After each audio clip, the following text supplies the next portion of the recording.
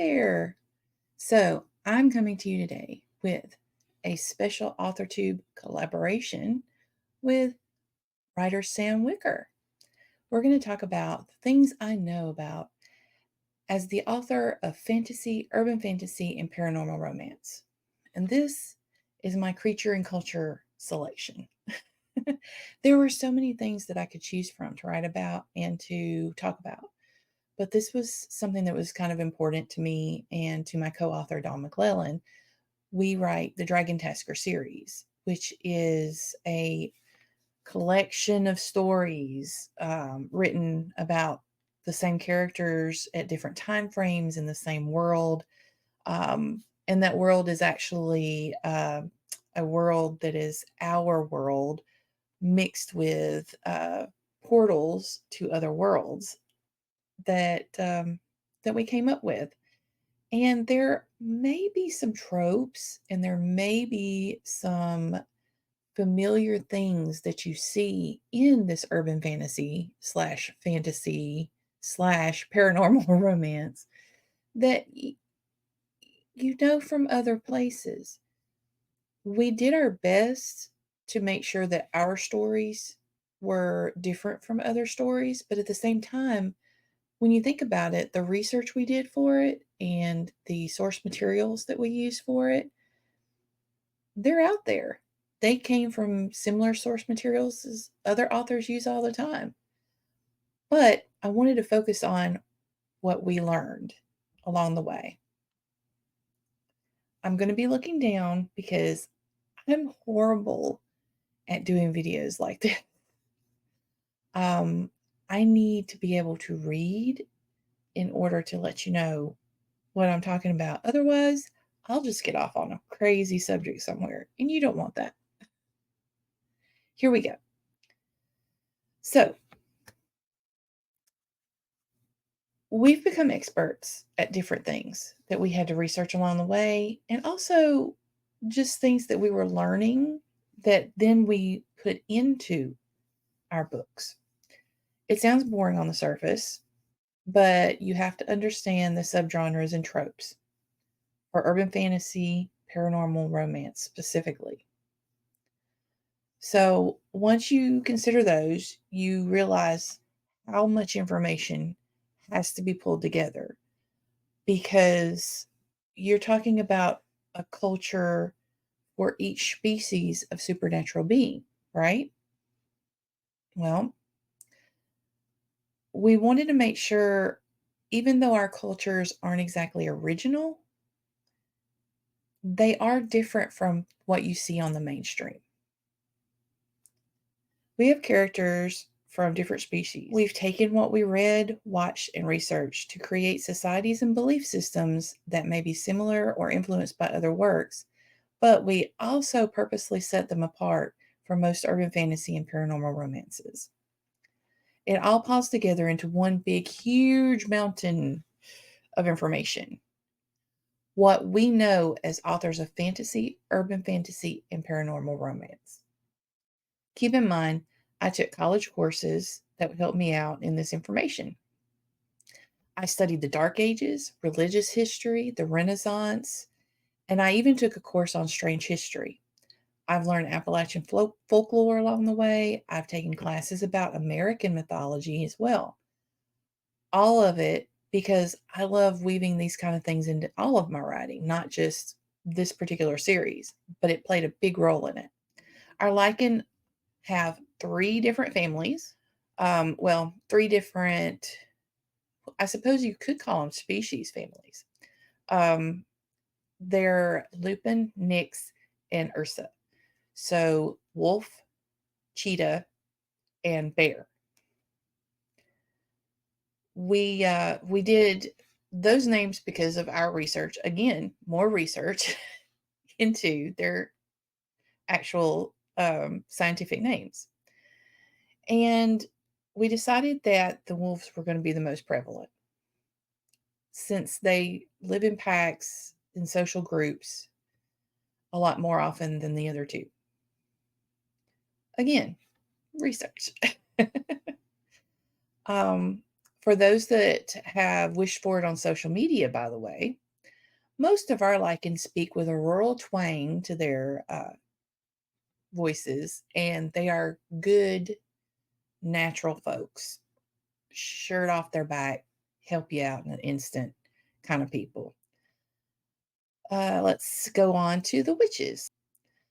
Um, I've been around those a lot in my pagan practicing. I don't have a specific group that I've been with, but over the years, I've been around a lot of them and I've picked up ideas about magic through them. I've even been in relationships with some of them. So, the way they describe magic and the way I describe magic, like energy manipulation more than anything overly supernatural, I believe that that's what I used when going into the witches of our world and the magi. I dove into Celtic myth specifically, not just for this series, but for other series, but that focuses on the dragons. I love mythology, if you hadn't caught on mythology and history. So, and symbolism. So I use a lot of those things, especially with the dragons. Their clans and their actions are drawn from the lines of the Celtic heroes, the four wizards specifically. Um, Whatever their symbol and their predetermination from that ideal was, that's what I used for the clans.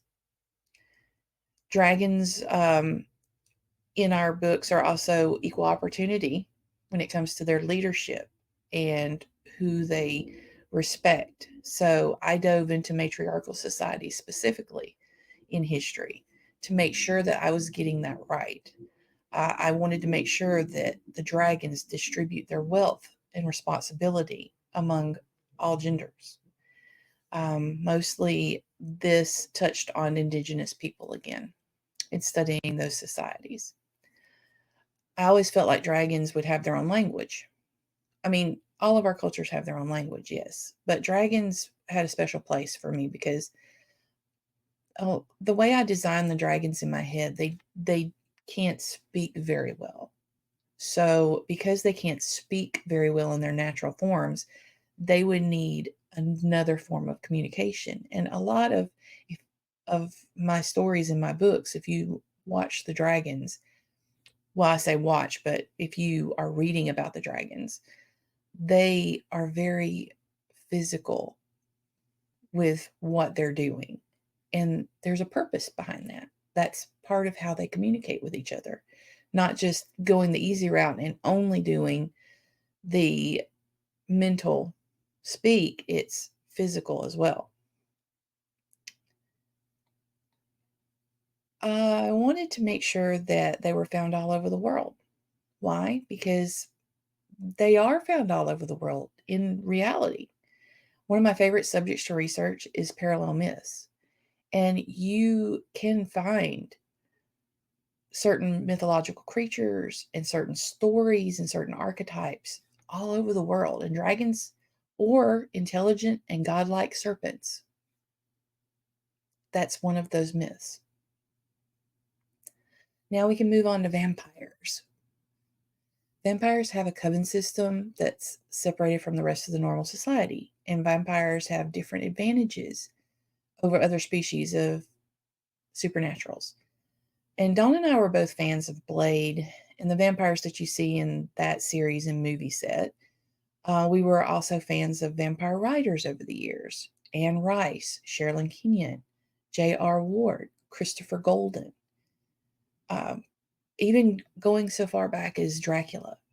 We wanted to have an amalgamation of historic and literary references that creates our vampire culture.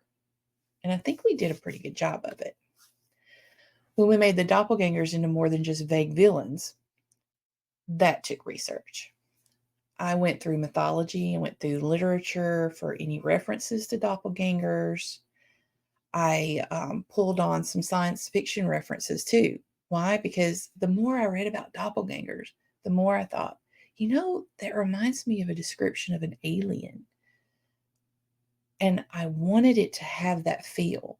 I wanted a doppelganger to seem so very different from our standard supernatural being that even the supernatural beings weren't sure what to make of them and were afraid of them. So I think that research paid off. The elves, wow. We were both Tolkien fans, and also I've studied the Fakian and folklore. There are so many. Um, we're both tabletop RPGers, so we've been into Dungeons and Dragons since our 20s, both Dawn and I. And so you'll still see lots of fantasy references to the different types of elves, different classes of elves. We bring those up because we feel like that's one of those character species that deserves that. Um, and they just seem such a mirror to humanity, and it just fits that way, I believe. So we've done our research on those magical races.